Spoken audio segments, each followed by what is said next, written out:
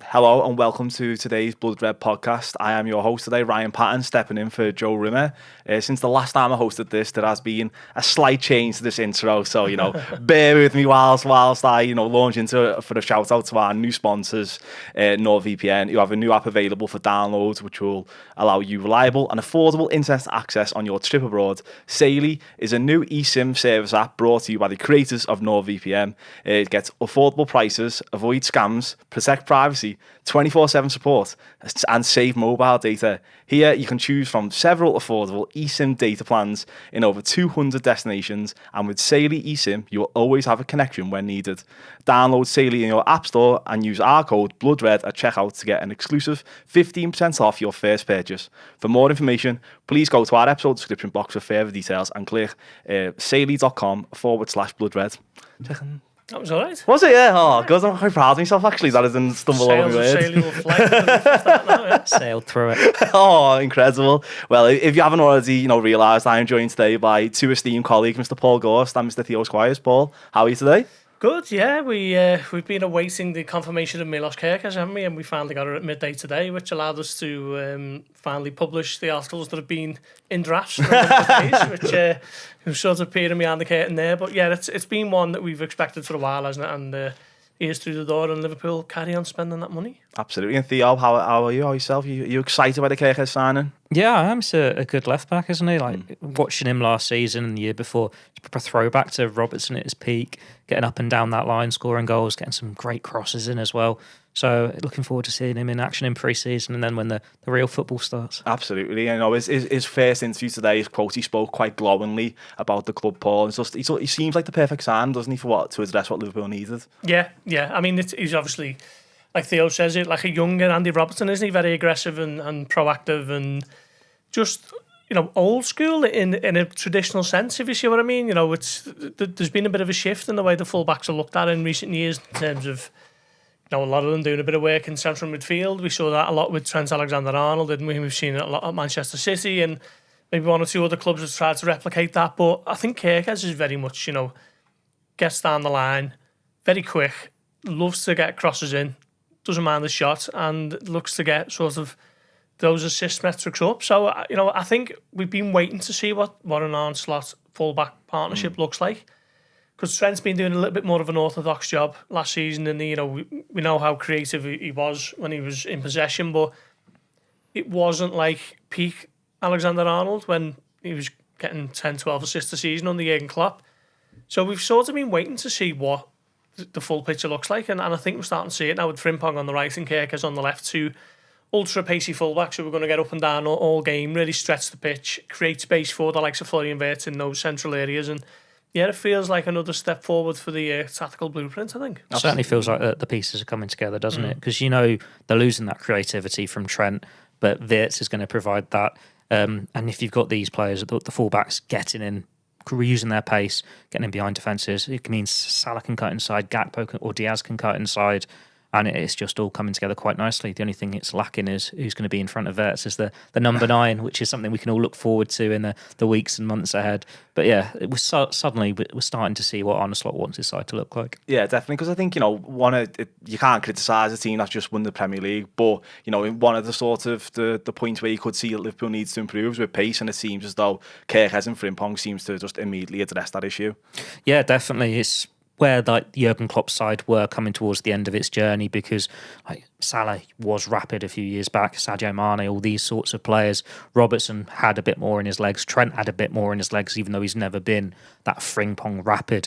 But it's certainly something they needed to address, and they're doing that now. Even Wirtz himself, he's quick. He's not going to be 100 miles an hour running up and down, but he still can get away from a man quite easily.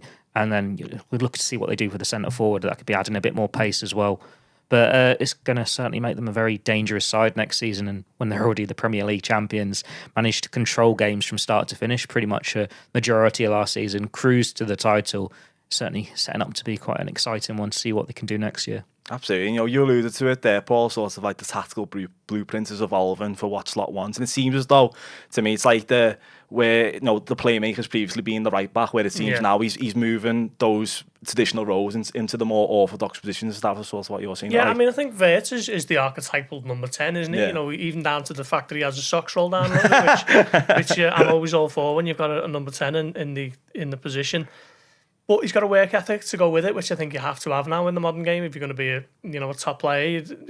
Gone are the days of the likes of Riquelme just sort of turning around when he. I know you're a big fan of Bochas, so I'll get that Riquelme reference in. But in terms, sort of old school, like pipe and smoking, smoking jacket and pipe and slippers and that style of number 10 who just sort of flounces around and. There's a little through ball there, a little back heel there, and whatever. So now you've got to work hard now in the modern game, which I think Florian Wirtz absolutely does, to go alongside the more silky skills that he's got. So, him in that position is going to be really exciting. And we're going to come on to it, but I still think there's a role for Harvey Elliott to play in that position as well. I think those two sort of alternating and swapping and rotating. I think Wirtz will obviously play most weeks and be the first choice, given the price that he's come in at and the quality of the player. But I'd like to see Elliott stay, and if you haven't got two players who aren't massively dissimilar in that position, and then further behind him you've got Curtis Jones, Szoboszlai, McAllister and Gravenberg, four going into those two positions every week, and I think that's a really healthy place for Liverpool to be in, really.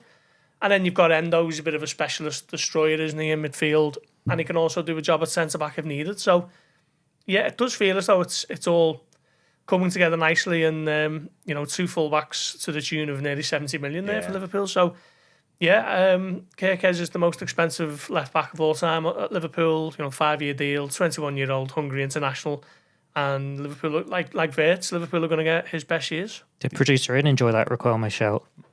Nice little throwback there. He's still. He's not even listening. That's it. Shows how riveting our podcast is. The producers even switched off. I thought you spoke quite interestingly, sort of just a few comments about how Liverpool have sort of ventured into the transfer market and sort of they have. You said it's the most expensive left back they've paid for, and that's in addition to Wirtz. But sort of why do you think Liverpool are able to do this and in a position where and why you think that the spending hasn't started? Yeah, I think it's been a question on a few people's lips, isn't it? Certainly those who are maybe outside of the Liverpool bubble of how Liverpool have broken with tradition and just gone and thrown down 200 million in a single month, having not really ever done that in the history. But I think, you like anything, you go back to 2023 when Liverpool sort of reconfigured the midfield, didn't they? And then they haven't really bought anyone in since then. Chiesa comes in last summer for 12 million, was it? And Liverpool carry on selling at the sort of rate that they've been able to do in recent years with Fabio Carvalho going to Brentford, Sepp van den Berg, and the pair of those are the best part of 50 million, and I'm sure there are a few others who we've not touched upon. So Liverpool are very good sellers for what they do. Players who are surplus to requirements, they still get really good money for, which wasn't always the case. And they're coming off a season where the Champions League's been revamped and it's more lucrative than ever, and Liverpool finished top of that group stage. They've just won the Premier League where you get the prize money. The Anfield Road end, they're starting to sort of wash its own face with the expansion, was it 18 months ago or so now? So, yeah, there are a number of factors that are contributing towards Liverpool not necessarily deviating from the model that's brought them here this far under FSG over the last 15 years, but certainly, stepping it up a notch in terms of being very aggressive and proactive in terms of who are these players who they want, who are the first choices. It sounds a bit harsh, but maybe in an ideal world they wouldn't have had to have brought in Jeremie Frimpong because they did try and keep Trent Alexander-Arnold, but once that came clear that he was going, they brought him in pretty early, didn't they? They get Wirtz, who's a club record transfer, and they get the lad who they've wanted all along to come in at left back. So it's been very sort of Liverpool throwing the weight around really, which last summer they were very much taking the time, weren't they? Patient approach, and then Slot decided that actually these lads are quite good. We don't need to bring in 3 or 4. He goes and proves that by winning the league, and then it is time to sort of take the next stage of the evolution. Yeah. You look at the outgoings as well. It's a lot of players that have come through that academy or been with the club from a young age. So it's pure profit in terms of PSR. And then you look at the players that could still leave. They're going to raise 200 million, you'd imagine, quite easily there if the likes of Nunez goes, even Harvey Elliott, Tyler Morton, it's going to build up quite quickly. And then you've still got the prize winners there that Gorsty's just alluded to. That can give them another run at signing the centre forward, signing a centre back. Certainly a very healthy position to be in from a side that we haven't seen be in this position for so long. When Liverpool 2 years ago were looking to revamp that midfield, having to step away from Jude Bellingham, knowing they weren't going to have the Champions League money the year after, having to go to the under-21s European Championships to look at the right players. Now they can get the best playmaker in the Bundesliga, in European football. Granted, they've lost the best right back, but they've gone and got one of the next very best ones in Frimpong. And if they do go for a centre forward, it's going to be one of the best ones in Europe around. They're acting like the Premier League champions. Yeah, I think if you look at the most recent accounts, which I think come out in February, which were for the previous year, I think Liverpool was it a loss of around about 9 million, something along those lines. It wasn't much, was it? So there wasn't much in it, but I think they knew that. Obviously, that was a year that sort of incorporated the Europa League, which is nowhere near as lucrative as the Champions League. They've had the the money that Jurgen Klopp and his staff were paid off with, and recruiting an entire new backroom team with the likes of Slot and his team who've come in and Richard Hughes as the sporting director and Michael Edwards. So I think going forward, Liverpool know that they've got the Champions League money back on the agenda. That's going to continue obviously next season. They've got the Adidas deal, which is going to come in, isn't it, at the beginning of August. So yeah, I think they've basically been sort of just, showed a lot of discipline over the last 18 months, 2 years in terms of not being reckless with the transfer spend. So it's I think that is essentially what has enabled this free spending June that we've had. Yeah, and obviously, I'm still getting used to the fact that, I got used to Liverpool being quite cautious in the transfer market, and that they have been so active and so sort of proactive as being I'm still quite getting used to that. You alluded to about the striker situation before, Paul, saying the club's still in an amazing position financially. How do you see the excitement of who may be placed up front ahead of it? How do you see that panning out? It's a difficult one because so many clubs want centre forwards at the moment. Firstly, they're going to have to sell Darwin Nunez. It looks like Napoli are going to be leading that chase, but then they've got to stump up the cash. If Saudi Arabia come in for him, then Liverpool can ask for that little bit more. Makes it a very difficult decision for him whether he holds out for a European club like Napoli, Serie A champions, going into the Champions League, or he's tempted to go to the Pro League. But then Liverpool will have a lot of money to play with, and none of the big strikers have really moved on yet. Like, granted, Liam Delap's gone to Chelsea, but that was a relegation release clause. You're looking at Sesko, Gyökeres, Osimhen, Isak if Newcastle let him go. There's so many elite strikers here, but we're not really sure what the prices are going to be for them, who goes first, and then that'll be a knock-on effect for who needs to replace someone who's available.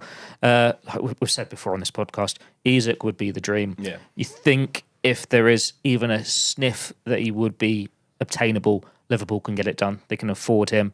They've got the money there. They're going to raise money from sales, but it's whether Newcastle are happy to play ball. Like, he's their star player, the one that the fans adore. They will kick off if Newcastle cash in. Going into the Champions League, they will want their leading centre forward.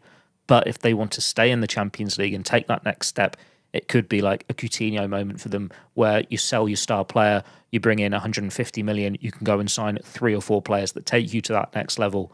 But so we'll just wait and see. If he becomes available, then you'd imagine he's the one Liverpool look at. If he doesn't, who's the next one around? And there's a number there, like Hugo Ekitike is one we've not mentioned yet. Yeah. And that's someone who's also been linked with a lot of clubs, Liverpool, Chelsea.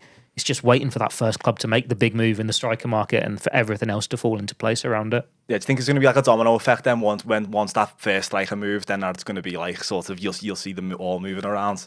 I think from Liverpool's point of view, because they've been so sort of proactive in June, they've just signed, well, what have they spent? Best part of 200 million in June, haven't they, with Frimpong coming in, Florian Wirtz, and now Kerkez, and then you've still got Mamardashvili as well, who there's a bit of sort of debate over when you're sort of accounting that money for, but for sake of arguments, he's joined this summer, so let's count it as this summer. So it's over 200 million. So I think Liverpool are in a position now where they've done the bulk of their work in terms of the incoming, so they can just take a bit of a step back, see what develops, see how the market shapes up in a few weeks, and then really push on, because you've still got, still 2 months at least for before the window closes, over 2 months. So I think they're in a really good position now. And then, like Theo says, Isak will be the dream for so many supporters. There's talk of Newcastle wanting to tie him down to a new contract, but the longer that remains unsigned, the more tetchy they will get, I'm sure. And, they're struggling to get deals over the line at the moment, aren't they? Obviously, after Anthony Elanga at Nottingham Forest, they've been linked with João Pedro at Brighton. But, they remain, their squad remains as it was when the season ended, and they're in the Champions League. So they're going to have to do something at some point to build on what they've done under Eddie Howe last season.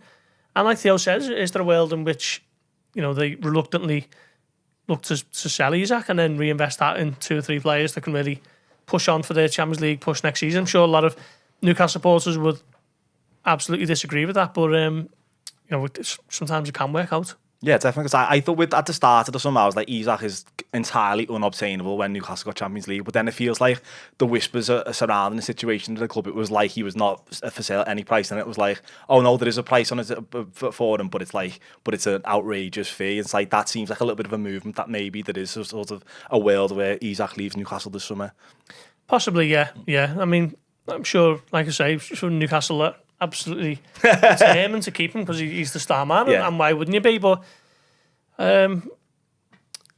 still no contract signed. There's talks. There was a report in the Times. Was it this week? Yeah, Martin that's Hardy, the Times one that I saw. Who's well connected up in the northeast, so he will obviously have a handle on what's happening there. And they want him to sign a new contract, but he hasn't at the moment. And we know that these things aren't done overnight, are they? Liverpool have just gone through the best part of 9 months waiting for Mo Salah and Van Dijk to get theirs over the line. So, particularly if they're looking to make him the sort of highest paid player at the club, that involves a commitment and a level of finance that they're not used to doing. So that's where I think Liverpool are quite comfortable. I think they can take a step back and just see how it develops. And if he does sign a new contract and he stays at the club he's at now, I think Liverpool will turn their attentions elsewhere. But I do think he, at the moment, would be the number 1 target for the number 9 role once Darwin Nunez moves on, and they can sort of take a little bit of a look at how they can reinvest that money, however much it is. And we can say it's an outrageous fee.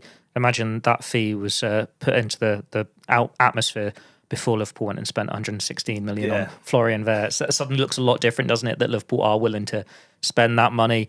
And with Isak, there's that feel as well. He's coming into his prime now. He's a little bit younger than Gyökeres, 26. It's almost now or never. Like, this is when you can get absolute top dollar for him. He can get the best contract of his career, 4 years before he wrong side of 30, going for the biggest prizes, Champions League year after year. Or does he see it out with Newcastle for a year, hope that he can get back into the Champions League, strengthen the squad without selling, and then you might have to look to move again next year? It's like, do you just go for the sure thing, or are you relying on Newcastle to take that step? It's a gamble for him, and you wouldn't begrudge him being impatient, but then obviously Newcastle would begrudge him that. So it's just one to keep an eye on. Definitely. Obviously, before any more incomings happen, I think it is going to be more about the outgoings in Liverpool. We've got a question. You alluded to Elliott's situation before. A question in from Ben Gary. It's about Harvey Elliott's situation. It says, I've just watched Harvey Elliott score the crucial 2 goals in the England under-21 semi-final against the Netherlands. He was playing on the right wing and clearly stood out as the game changer. I love Elliott anyway, but watching this really made me keen for Liverpool to keep hold of him. It also made me think that maybe he should be seen as the main understudy for Salah as well as a number 10, especially with AFCON coming up. Maybe he could even work his way into being Salah's successor on the wing. What do you think? Am I just looking at it through rose-tinted glasses? Is there enough game time for him next season to keep him motivated and excited to stay? It's a really good question. Yeah, I think I agree with him. I would like to see Elliott stay. I'd like to see him get more of a bit of a crack at the whip in the positions that he likes to play in. What was it? 2 Premier League starts last season. Both came after Liverpool had already won the league, and it was a little bit unfortunate that he gets the foot fracture.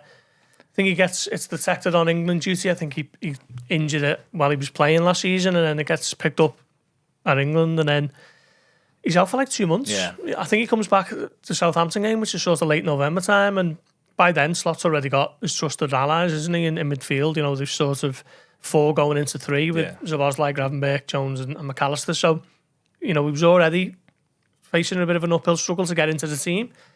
And then maybe for whatever reason, Slot thinks he lacks a bit of this or a bit of that. He's very cultured, isn't he? Very tight, close control, and we saw what he can do yesterday. He does have an eye for a goal, but perhaps he's not the most explosive, where he can sort of get that burst of pace to get away from his man. He's a different type of number 10 in that role. But I would like to see him stay, but I'd have no complaints if he felt that he's not getting enough of a go, to be honest. And he, I'm sure he's going to have suitors knocking the door down if he does make it known that he wants to leave. So, yeah, I guess the ball's in his court, but I would like to see him stay. And makes a good point. Was it Ben or Gary? Sorry, it was Ben Gary.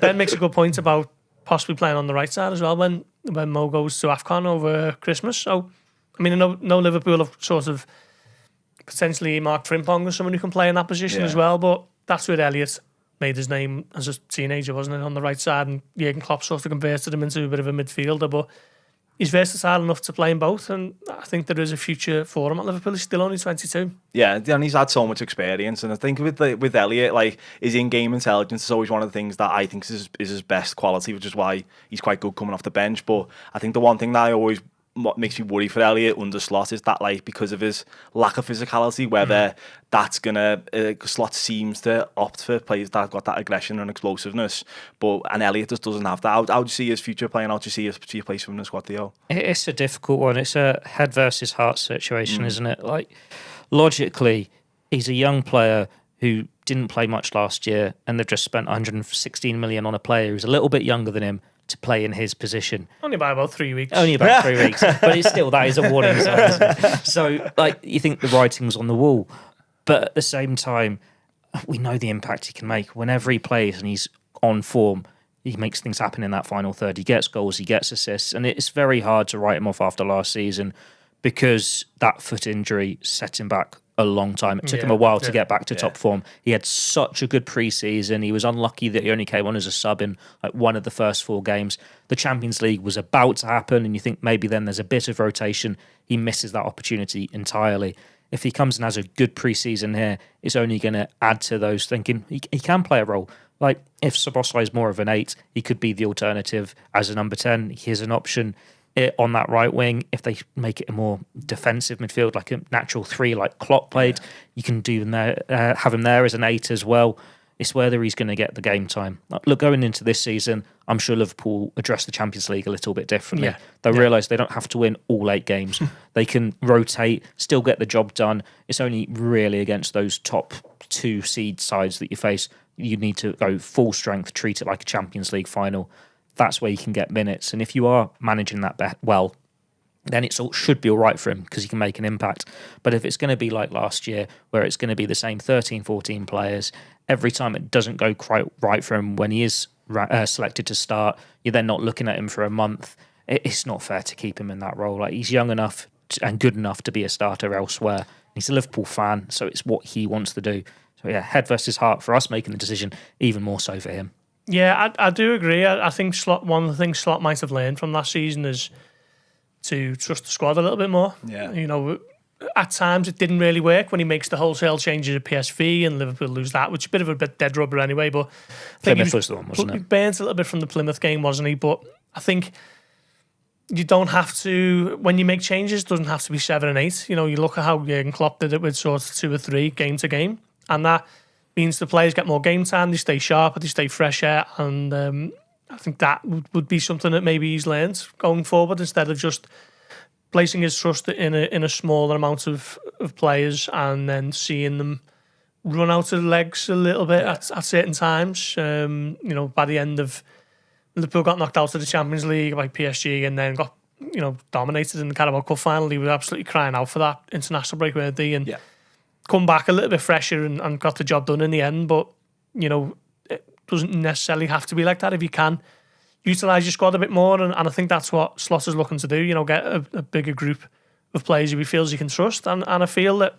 Elliott absolutely still has a part to play, but like we say, I guess a lot of it is down to him himself. Yeah, you said before about sort of Frimpong coming in. I'm interested to see how maybe Frimpong coming in can sort of help alter Elliott's position, because he's so reliant on his flaw is that he's not. Well, most people say he's not quick enough, but Frimpong's got that explosive pace. I think that, like, maybe you were saying before about his best positions on the right wing, but Arnold wasn't the paciest of fullbacks. Whereas maybe do you think Frimpong coming in, maybe that could help a bit balance and help Elliott more in that right side of the role if he's ever opted to play there? Yeah, I mean, we saw when he played in the three, Elliott, he was always on the right side of the three, wasn't it? Sort of tucking in a little bit. He was one of Klopp's most trusted players in his last season. I think he played 53 games in all competitions. He's a bit of superb after Christmas that year, or start of December. Yeah, well.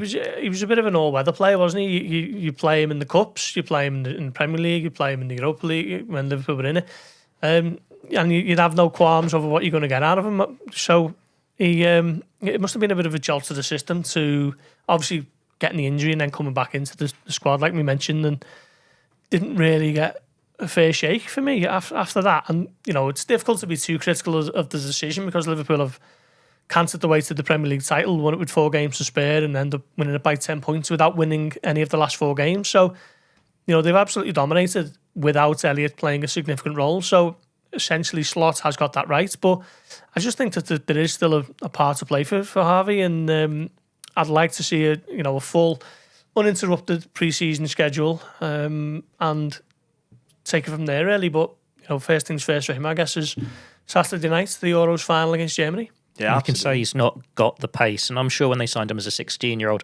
they were looking at his dad thinking he's going to have a growth spurt at some point and become that 6-foot powerhouse. But he's got that low centre of gravity. He can still get away from players, and that's how he scored that stunning second goal yesterday. That turn, that drop of the shoulder, he can still move. And his work rate's one of the most impressive things as well. Like, he's got such an eagerness to win the ball back. He's got the attributes that fit into a slot side. He's just not as quick as some of the other players, not as big as some of the other players, but that doesn't have to be a bad thing. He's a different tool that you can use, and we've seen it successfully, certainly under Jurgen Klopp, at times under Arne Slot. Just hope that he can have a good pre-season, and if he sticks around and is happy to have a go at it, Slot trusts him more next year. And I think Slot did hint to that towards the end of the year when Elliott was starting to find a little bit of form, saying he should have played more. He just wasn't at his standard because it took him so long to get back to his best following the injury. Yeah, and what I love about Elliott as well, he's one of them players and he wears his heart on his sleeve, like his passion's there to see. And I think a lot of people were reading into he was when after the Premier League title lift, he was quite emotional in front of the Kop and was doing like a lot of waving. And I think a lot of people were saying, we knew in his mind that he's gone for the next season, but that doesn't seem to be the case because it's not really like it's up in the air, his future still. Yeah, no, it is. It's fair to say that. I spoke to Harvey in April, actually, and at the time he was basically saying that Liverpool is his club and he was determined to make the grade, and he hasn't played as much as he would have liked, but absolutely he will look to sort of force his way into the thinking. And then he spoke maybe after the Brighton game, was it? Which was about a month later, and that was around the time when the Florian Wirtz speculation was just starting to heat up a little bit, and he was a little bit more sort of circumspect over his plans, and then he says a couple of weeks ago on England duty that he doesn't want to be wasting years of his career. Yeah. So maybe Liverpool moving for Wirtz, like Theo says, the same age, breaking the club record to land him, pretty much the same position. That's set the alarm bells off for him, thinking, well, I didn't play last season. What chance have I got now in the signing Florian Wirtz in my position? So I could totally understand it if he felt that a change of scenery was needed after 6 years at Liverpool. He'll make that decision with a heavy heart, I'm sure. But, I'd love him to give it another year and, try and force his way into the pecking order a little bit more. Yeah, Elliott's just one of the players in the squad. There's question marks over his future. We've got a few questions about Darwin Nunez and where he may end up. Morten Hellberg from Northern Norway said, do any of you have thoughts about Darwin might blossom now that Wirtz has arrived at Liverpool? Darwin is aged and Florian is one of the most creative players around. So do you think the Wirtz is sort of designed to accompany Nunez, or do you not see him at Liverpool next season? I think that ship sailed. I think Darwin Nunez wants a new challenge. It didn't happen for him last year. Slot didn't trust him. Like when Diogo Jota got injured, he had a little bit of a run in, didn't he, as a starting striker, but he wasn't getting the goals. It wasn't consistent enough. And then he turned to Luis Diaz, and it's just not worked for him. He doesn't fit. There's nothing wrong with holding your hands up and going, it'd be best to have a fresh challenge for everyone. Yeah, Wirtz is going to get a lot of assists for whoever's in front of him next season. I just can't see it being Darwin Nunez. Like, Slot would have had more faith in him. He'd have used him more. He'd have started him more. It just seems right it's been on the wall for a long, long time for him. And this is a player where there were question marks about him in his first season and his second season under Klopp, where sometimes he was brilliant, he was unplayable, he was getting goals. The next, it looked like he couldn't kick a ball straight. He was this agent of chaos, but you took that chaos away last year. he wasn't having anywhere near as many chances, and the chances he was getting, he was missing. If you take away him, that impact, doing things in the final third, creating all that chaos, then there's no point having him. You need someone who's got a cool head, who's going to finish the chances when they come, and that's not Darwin Nunez. Napoli, if they can stump up the cash, would be a brilliant move for him. An emotive manager in Antonio Conte, a little similar to Klopp. Granted, he'll have Lukaku to compete with, whether that's a strike partner or one or the other. It's still, again, De Bruyne behind him as well. Yeah. He's going to get his playmaker if he goes to Napoli. It's Kevin De Bruyne. But yeah, it's Serie A champions in the Champions League. It'll be a fresh start for him, and it gives Liverpool the money to go and sign someone who fits into what Slot wants from his centre forward. Because when he took over, he wanted to improve the players he's got. He's not got what he wanted from Nunez. Yeah, I totally agree. I think slowly but surely my mind's been changed on Darwin Nunez. I was always, desperate for him to succeed because you can see what he can bring when he's fully firing. Incredible pace, power, great shots, 2 good feet. But it just never really all put it together. He scored 15 in his first season, which isn't a bad return in all competitions. Then he gets 18 and. He could easily have ended up closer to 30 with some of the chances he missed that last season. So you're sort of just waiting for that lift off to come, and then there's a big step backwards on the Slot. The chances dry up, the opportunities in front of goal, whatever they were doing tactically to sort of facilitate that. There was a big change in Darwin Nunez's output in terms of getting big chances in front of goalkeepers, and then he finishes with 7, is it, in all competitions.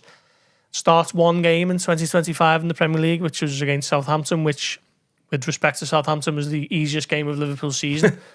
Southampton at home, they finished bottom, didn't he? Yeah. So, he equalises in that game, he wins a penalty and plays a part in the comeback, but it just felt like it was just too little too late, really, and Liverpool have won the title without him, really. Obviously, he's got the Brentford contributions that, a big couple of goals there to get a big 3 points at the time, but it just feels like Liverpool have sort of outgrown Nunez now, and I think if he plays every week for another club, he will start to show a bit more of what Jurgen Klopp's seen 3 years ago, but I just don't think it's going to be at Liverpool now, sadly. And it's not as though this is just last season. He finished poorly in Klopp's final season as well, whereas his only goal would have been the one off his backside, was it Sheffield United? Yeah. So you've got a good 2-3 months there where his future was already under question, and then it gets worse. Like the big moments this year, he scores an absolute worldie. Was it against Bournemouth at Anfield early on in the season? Yeah. And then the Brentford brace, and while that Brentford brace looked huge at the time, Liverpool could have won the league quite easily without it.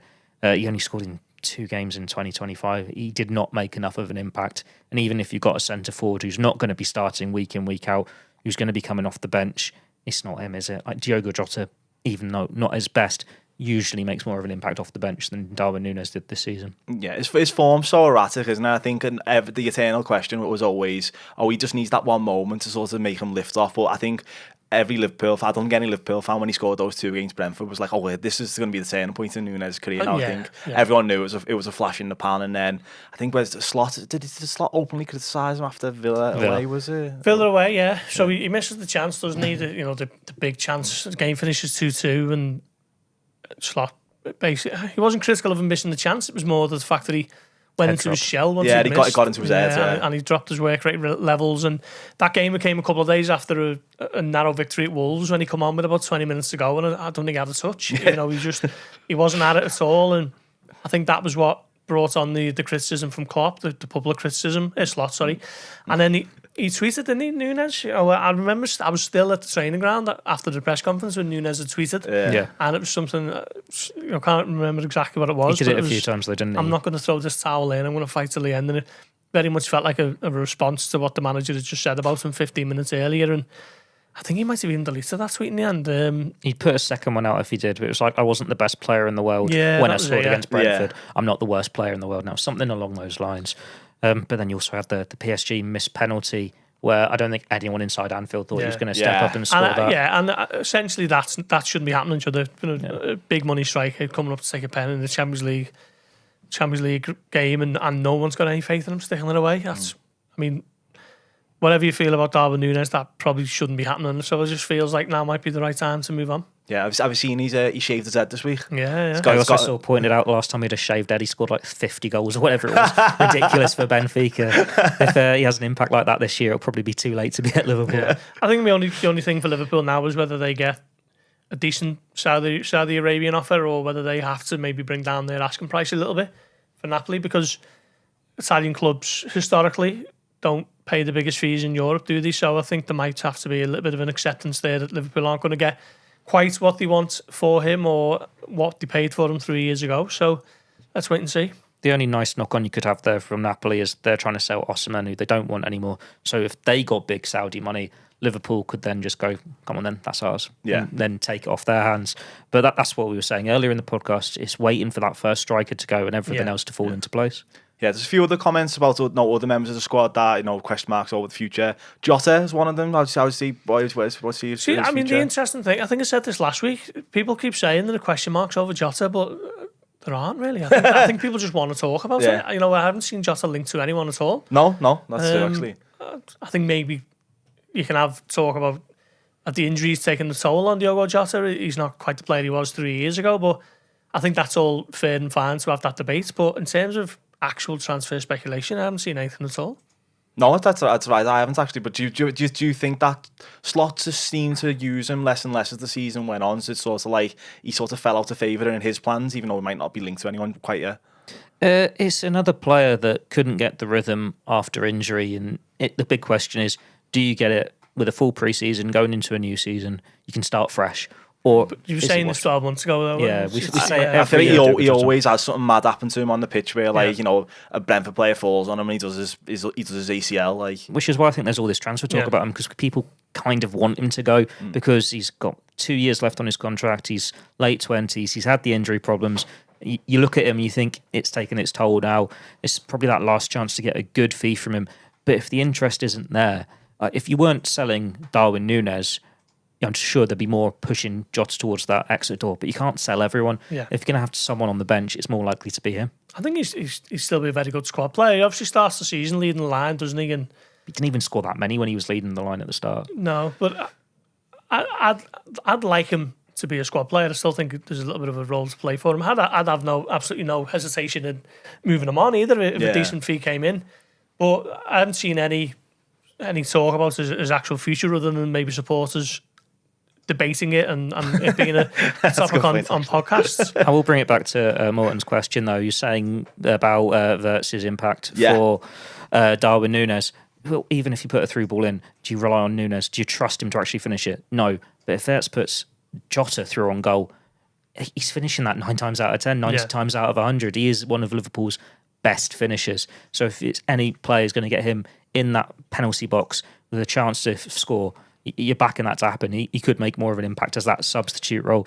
It's just the injuries took their toll last year, and he struggled for rhythm. Like I saw, there was he started against Villa, didn't he, at Villa Park in that tour? He missed a couple. He missed the one-on-one. It was like a gilt-edged chance. But then we saw how well he finished that goal in the Merseyside derby, which producer Ian loves so much. He just didn't quite get enough chances. There might have been one against Fulham too. There he is. It's a delayed laugh there, but he's listening now. I thought it was a yawn, another disparaging yawn. We can wrap it up if you want, Ian. We had Carragher in on this podcast last summer, and he was saying to me and Theo that with Jota, he just wants to see him not be so full-blooded with everything. That's how he picks up a lot of his injuries, and I think it might have even been the day after the back-to-back friendlies that he had, and there was one that made me wince. He goes in with a severe defender, and it's like, what are you doing? It's a pre-season friendly. You don't need to be doing that. And he got lucky. He didn't get injured. He got away with it, but he just goes in full-blooded, doesn't he? And I suppose that is him, but on the flip side, that is where you get a lot of your injuries. And look at the one he picks up against Chelsea, which sidelined them for 4 months.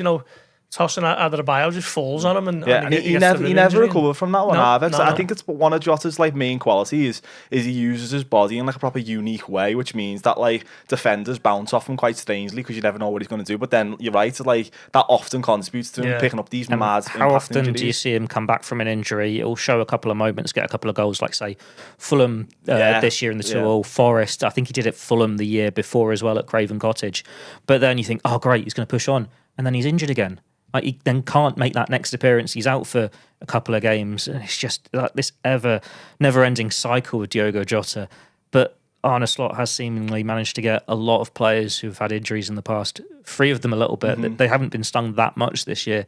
So hopefully Diogo Jota, if he sticks around, can avoid the freak injuries in the new season. He's not going to be starting week in, week out, and just go back to being that in and out impact striker, coming on, being in the final third, taking his chances and getting 15 goals. Yeah, absolutely. I don't want to just harp on about every single player and whether they're going to leave or not, but there's a few things about Konaté's future and whether, we should sell him this summer or try to get rid of him, because obviously we're linked to the Crystal Palace centre-half as well. How would you sort of see that centre-back situation panning out? Yeah, I think we spoke about this on Monday's show, did we, Theo? Yeah, we did. Yeah, I think Liverpool will back themselves to take it to the wire and do a bit of a Mo Salah Van Dijk and get him tied down. He spoke after the Palace game, which is a month ago now, with his agents had talks with the club, and he seemed fairly positive and upbeat without giving too much away, but he did brand a lot of the speculation online as totally fake, I think he called it at the time. And yeah, it's I think that was centering around his wage demands and whatever. So yeah, I mean, he's sort of in that Trent mould of Liverpool wouldn't want him. If he left as a free agent, there'd be 2 players who've gone as a free agent that Liverpool won't have wanted to go out the door, compared to, probably half a dozen who have, been comfortable with losing the likes of Milner and Firmino, Naby Keita, Oxlade-Chamberlain, Emre Can, Wijnaldum. All those players they've been happy to lose on a free. Sort of keep them for the final season, because they're more valuable to them in the squad, and then going on a free than they are selling them the season before the end of the contract. With Konaté, I don't necessarily think it would be the same case of them being happy to lose him on a free. So I don't think they're going to sell him. I think they will back themselves to get a contract over the line at some stage between now and the end of the season. And that is what I think might happen. I will point out as well, it is a little bit different to Trent. I can understand fans are getting twitchy because it's happening so soon after that. Yeah. But there was no Trent wants X and Liverpool aren't willing to pay it. There was no, they're not meeting in the middle here. Liverpool were willing to make him the highest earner. He just wasn't listening to anything. Whereas with Konaté, granted, he said some of these reports are fake news or whatever, but there are negotiations. There is something that he wants, and Liverpool just haven't given that to him yet, which was the case with Salah. It was the case with Van Dijk, and they met in the middle. So there is that ground there. But with Konaté, you can look at it going, it's Real Madrid again, or PSG, his boyhood club. But if it was only them you wanted on a free transfer, you wouldn't be as engaging with Liverpool in the negotiations. So it's just waiting to see how it plays out. Like, he's had his injury problems in the past, but if he goes and is as superb as he was in the first half of last season, at the start of this season, Liverpool suddenly going, yeah, we need to tie him down. Because with Virgil van Dijk, he's got the 2 years, but he's not getting any younger. You're going to need that long-term successor. They've just let Quansah, or they're in the process of letting Quansah go. We know Joe Gomez's injury woes. And yeah, they're looking at centre-backs. They're looking at a young one with potential if they can find him, and they sense there's a market opportunity with Gueye.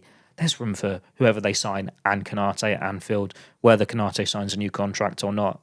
But hopefully it could be they're signing someone to be his next centre-back partner. Let's just see how these negotiations go. Yeah, completely agree. And so away from the outgoings to another question. It's quite nicely worded, actually, from Paul Chapman. He says, "Hey Joe," I'm going to change that to "Hey Ryan." Hope you and the crew are doing well. Even Ian. Ian's fist bump in the air. When I read that, I assumed it was Doyley, but maybe it is producer. Maybe. Yeah, do you know what? I forgot about the 2 Ians. So he says, loving the off-season pods, giving me lots of insight and entertainment on my dog walks. It seems to be a solid plan to replace Trent with Bradley and Frimpong, but Trent was the team's dead ball specialist. Whenever Trent didn't play, saw Salah, Szoboszlai, McAllister taking a swing of free kicks and or corners, rather mediocre, to be honest. Who are the candidates to step up and be the primary free kick taker? While the team is nowhere near set piece FC down to the Emirates, a little jab at Arsenal there. Trent had some timely goals and was always a threat when there was a free kick in range. Who are the most likely candidates to step into this role, do you think? Is this something Wirtz has excelled in? Keep up the fabulous work and have a wonderful summer. Thanks for that, Paul. I don't know. I mean, we'll find out in pre-season when Liverpool get a few free kicks, I guess. Or we're there for open training and maybe see how that's shaping up. I couldn't really name you an outstanding candidate, really, for free kicks. I'm sure Szoboszlai takes a load, doesn't he? Yeah, there's that one, isn't there? Always does the he scores for Hungary every time. Yeah. Salah always sort of sniffs around them, doesn't he? Maybe he might fancy a bit of a go at it. I don't think I've ever seen him score one though. I've never seen him take a good one. Van Dijk used to take them for Celtic. Yeah, he scored when I've seen Van Dijk score one for Celtic. Maybe that's a bit of a left field shout. Van Dijk. Any shouts for you, Theo? I think Wirtz has got it in his locker. But there's a few there. Like we've seen McAllister score them for Brighton. Yeah. And McAllister did take on the corners for the majority when they had Trent on the edge of the box instead. They've got a few. It's just no one seems to be as much of a specialist as Trent. But Trent's only scored a few because he was the only one taking them. Yeah. It was only when he was missing that anyone else got a chance. So whether it's Szoboszlai, McAllister or whatever, if they're actually given a run of them, you'd like to think they can score one or two in a season. It's not a case of there's no quality there now Trent's gone. Yeah, I think McAllister's actually really good at free kicks. I've seen some of them taking a few quite good ones. Yeah. So I think he'll probably step up as the main free kick taker. Another question from another Paul Ainsworth. Have Liverpool really appointed Giovanni Van Bronckhorst as slot assistant? Does his track record tell us anything about how Liverpool might shape up next year? No, he hasn't officially been confirmed, but it does appear as though he's close to coming on board alongside Sipka Hulshoff and Aaron Briggs and the rest of the backroom staff there. Yeah, I mean, I can't tell you a whole lot about his coaching career in terms of how it might translate to Liverpool. He was obviously at Rangers. He gets to the Europa League final with them. He was in charge of Besiktas, was it? He's won a couple of trophies, hasn't he? Yeah, but in terms of his influence inside the club, I've absolutely no idea in terms of how it might sort of manifest at the moment, but it does look as though he's coming on board at some stage. Let's point out as well, it is more to be the number 3 in the group because that was John Heitinger's role. Yeah. And like when Heitinger came in, we weren't looking at how his Ajax interim period looked with the setup there. It's just part of the team with Arne Slot. Granted, it's a high-profile name, someone who has been a manager in his own right, and is recognised as a manager in his own right, but it's still adding to the overall group. Liverpool aren't going to change how they play because of whoever's come in as the new assistant coach. I think it'll resonate with the Dutch core in the squad. Van Dijk, obviously, Gravenberch, Frimpong and Gakpo, because he's a big name in Dutch football, isn't he? So, yeah, I think that might have a positive impact, but we'll wait and see. It hasn't officially been confirmed yet. And to be honest, I'm not even sure the club would confirm it, really. Do you think they would? I suppose we'll find out if they say anything like the day before Preston. He might just be there and see him in pre-season. Yeah, he's doing a lean on the wall. And he used to do that used to be the famous ones, didn't it, when someone signs. The actual lean. I tell you what, though, it's a hell of a staff team they've got together now, isn't it? You've got Taffarel in goal, Van Bronckhorst potentially in midfield or defence. I suppose Jay Spearings can be the young legs going along with him. Got a couple. Rob Page was an ex-player as well. Rob Page, yeah. Wales international. So yeah, you got a few there forming quite a good. Yeah, it's probably they just need their own striker. Yeah, maybe the best coaching five-a-side team in the league. Maybe it's gonna be. Possibly, yeah. Could be an interesting tournament in addition to the Baller League or something like that. It'd be better than the Ballers League. Tell you what, I'd actually be more likely to watch that. The Masters, the Masters on Sky, you remember that? Oh, that was great, the Masters, yeah. They should bring back the Masters. That is all the questions that people have sent in. I don't think I've got any other topics to cover. So, Theo Squires, Paul Gorst, thank you very much for your time. That has been your Blood Red podcast.